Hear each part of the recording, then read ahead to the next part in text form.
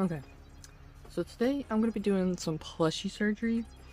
I already kind of like, I ripped open the seam, and so I'm not gonna like move him around too terribly much.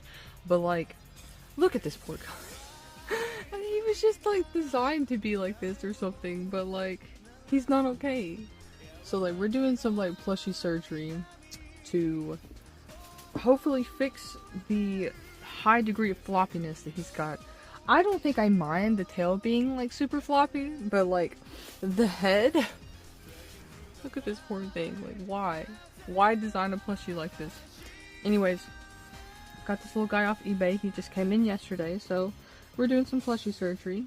All I've done so far is I ripped the seam. I ripped the seam open next to his neck. Let me bring that down a bit. I ripped the seam open next to his neck. And all I'm doing right now, because I don't have proper stuffing, is I'm ripping up paper towels into small pieces and like putting them in there. So I'm probably gonna time lapse this. Okay. And all I did whenever I ripped the seam open is I took this seam ripper, and I just like went along the edge of where this like green meets the yellow, and I just like put it in between the seam. I put this in between the seam, and I just pulled up. You just gently rock back and forth to pull up. I got this little sewing kit. Here, I'll show you. I got this seam ripper came in a sewing kit that I got at my local dollar store. And it came, the big roll of thread I put in here, but they have thread next to all these, but I just got it at my dollar store. Like, it has little scissors, a couple little different spools of thread, some like needles, this little pin cushion, you know, just had this for a while. It's a really good purchase. If you don't have one knocking around your house, you should have one.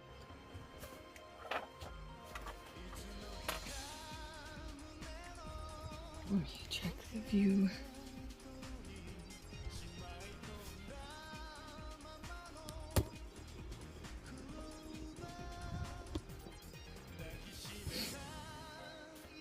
And essentially, all you're gonna do, I don't know if anyone needs this to be able to do this, but I mean, it's pretty simple. You just take it and you like shove your stuffing material, whatever it is. It'd be better if you had legitimate stuffing material, but it feels like this guy is only packed with like random like bits of foam anyways. And I'm mainly just stuffing the neck area, so I don't mind it just being paper towels. But just use whatever stuffing material you've got on hand.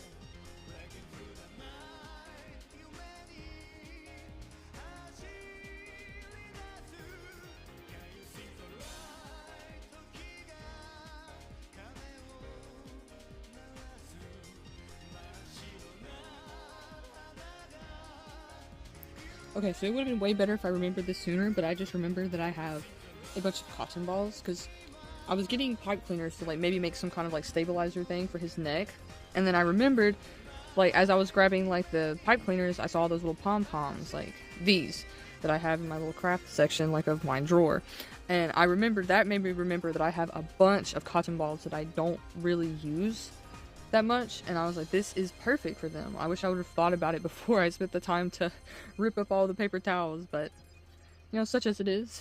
You just do what you can do when you do it, and if you get results, that's all that matters.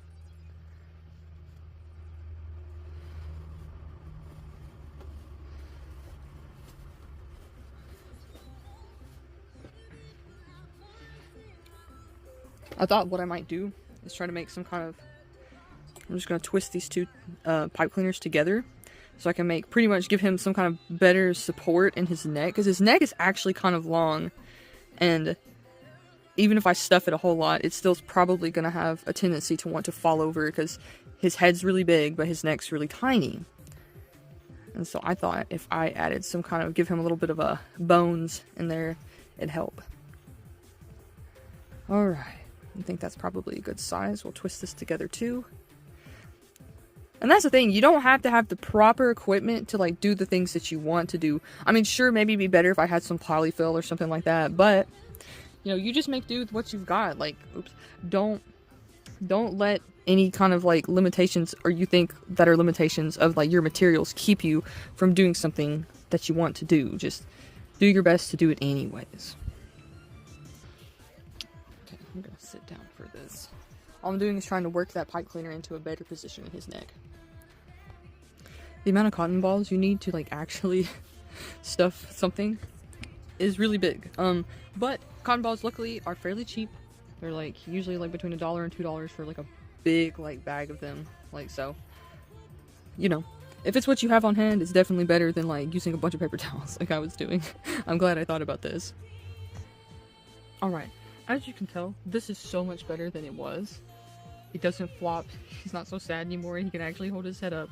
It makes me really happy because this plush is very cute. He was just a little bit sad, a little bit deflated, and I got him for a really good price too. I think I might do the same thing to the tail, but I haven't decided yet if I will or not, because it would probably be really nice and he'd be more plushy. But maybe if I add a little bit of stuffing to the tail, I'd like that, because I don't want to take away too much of the floppiness of its tail, but if I added some stuffing, it would make it look better. But generally, you just use the same process like that I used. You just rip open where a seam's at, and you just add stuffing. Let me get all geared up, and then I'll show you guys how to close this up. Alright, ideally, you want to get some thread that's as close to the color of your plushie as possible. In my case, I'm going to try to use this yellow thread, and we're going to see how it goes. It doesn't... I might be better off trying the green, actually, that way it'd blend in better with that side. I think I saw some green in here. It's like a dark green though. Let's see. Don't know if it would quite match. Really, I don't have yarn that matches it the best, because that would be too dark. Yeah, I feel like I'm gonna use the yellow, because that way even if the thread's visible, it would be better to see the yellow than the dark green. It's fine with this. Okay.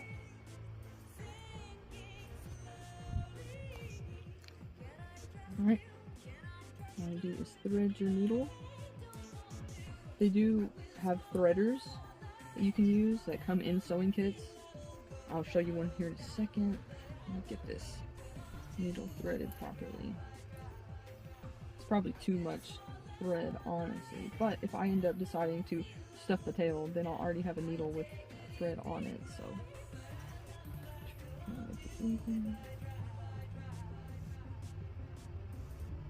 If you've never sewn, this can be a bit finicky if you're not used to it, but just give yourself, be patient, because it can be a finicky process. Alright, and all you do is tie a knot in the end of your thread.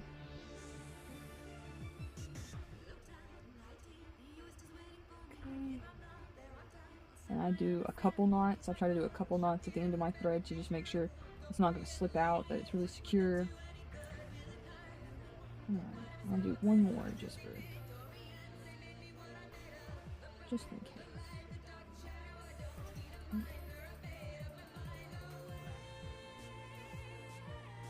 Alright, that's going to be good enough.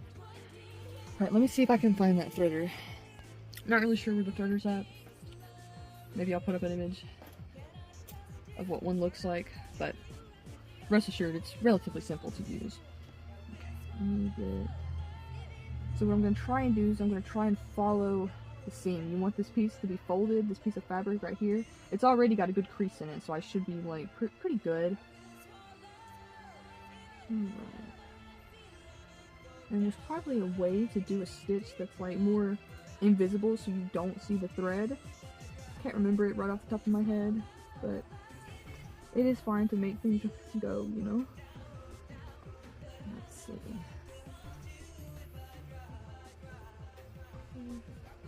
Have the thread in place. Let's see if I can remember how to do a stitch that would be more invisible. There we go, this is much better. I was trying to find a good angle to do this. Alright, I think if I do it You probably still see a bit of the thread, but I'm just trying to aim for like seeing as little as possible. And so what I'm gonna do is I'm gonna do like let me secure it really well. But after I get it secured, I'm gonna do I think the term for it is a zigzag stitch. Right now, all I'm gonna do is I'm going up and under. I'm gonna tie it. Go. And this color is a decent match. I mean, if you're looking for the stitch, you'll be able to find it once I'm finished with it. But if you were just glancing at it, like, you wouldn't be able to see it. And plus, this is for my personal collection anyways. I should do that sometime. Would anyone be interested in seeing my Pokemon plush collection? It's growing by the week. I have a little bit of a problem.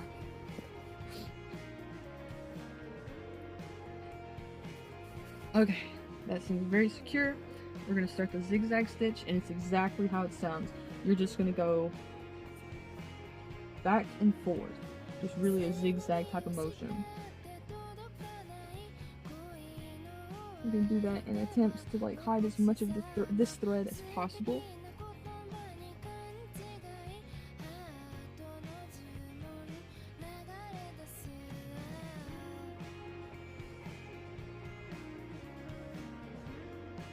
And just do your best with this. It doesn't have to be perfect.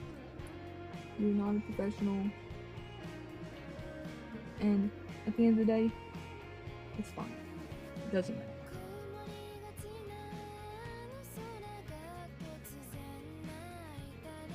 Just do your best. It's better to do something than to waste time trying to get it perfect.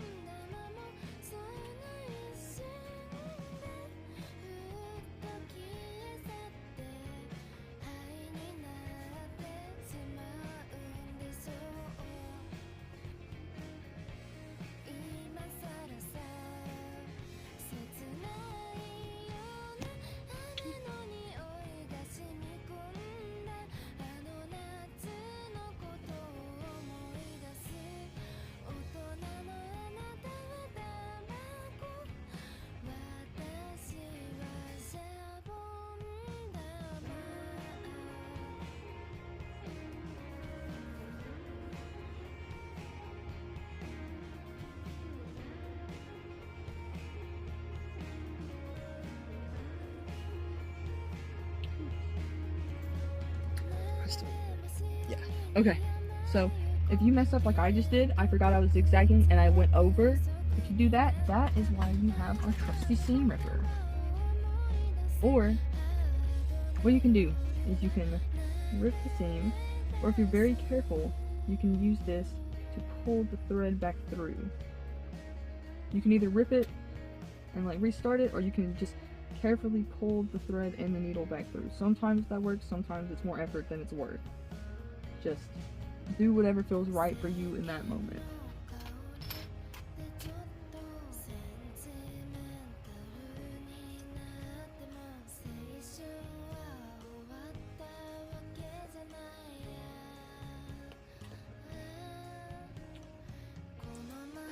In this case, it was not worth the effort.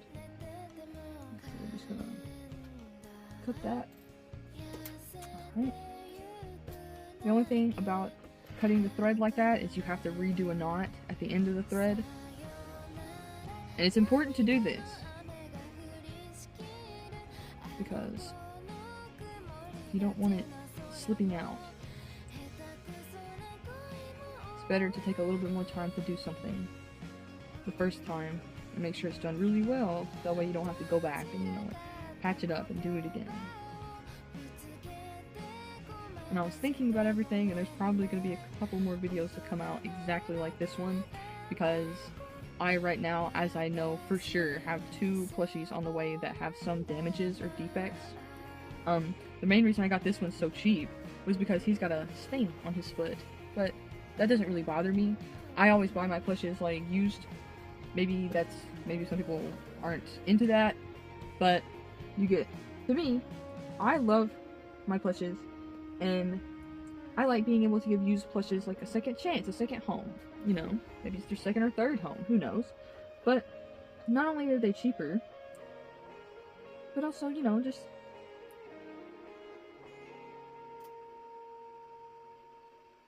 can get more. You can get more plushes since they're cheaper. And who doesn't want more plushes?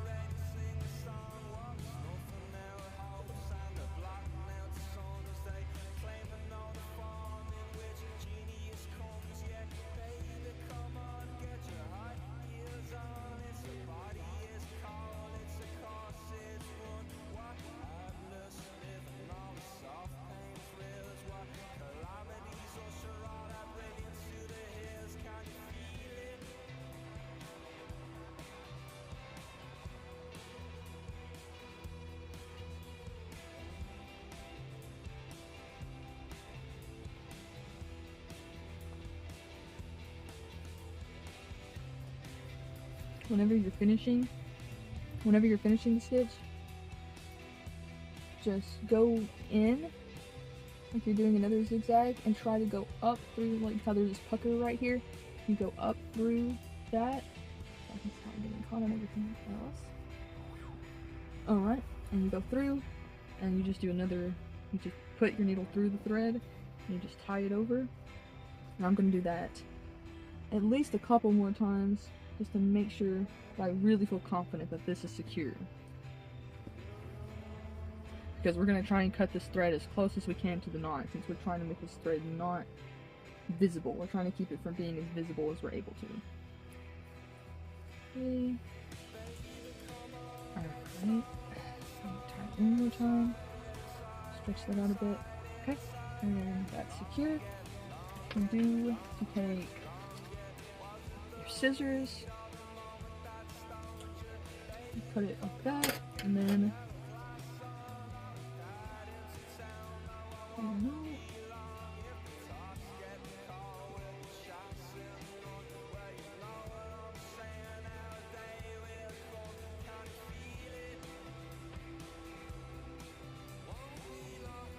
Alright. And then you're gonna cut this as close as you can to your plushie. Alright. And gonna see if we have to trim any excess little threads off from where we ripped the seam earlier. Trim the little excess threads. And there we go. Plushie surgery is done. It's maybe not. It does. Obviously, it doesn't look like the other side does, but it's not that bad.